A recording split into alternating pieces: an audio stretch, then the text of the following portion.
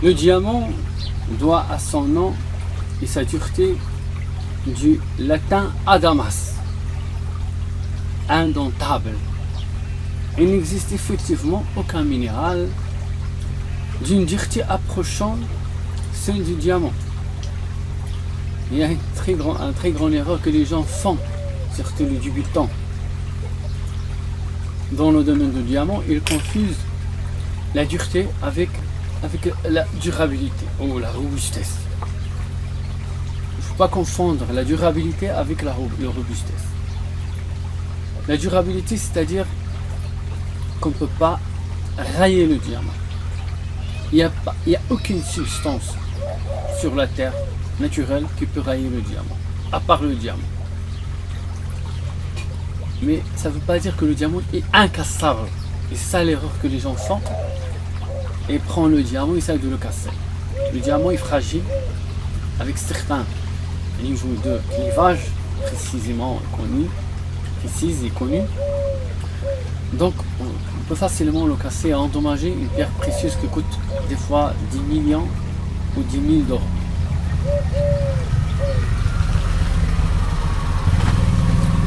Donc effectivement au niveau de la durabilité,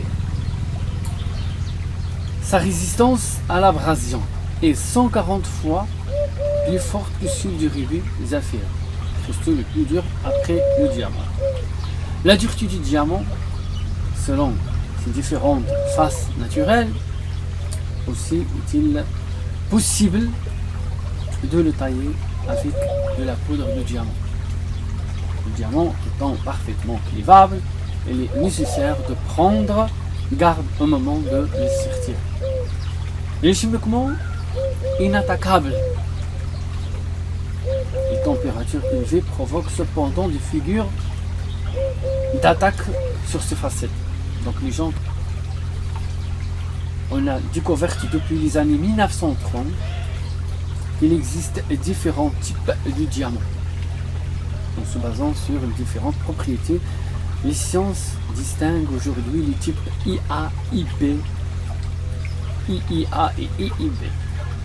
Ce n'a pas d'incidence quant à son commerce, mais influe sur la façon de le tailler et sert notamment à différencier le diamant naturel du diamant traité et du diamant synthétique.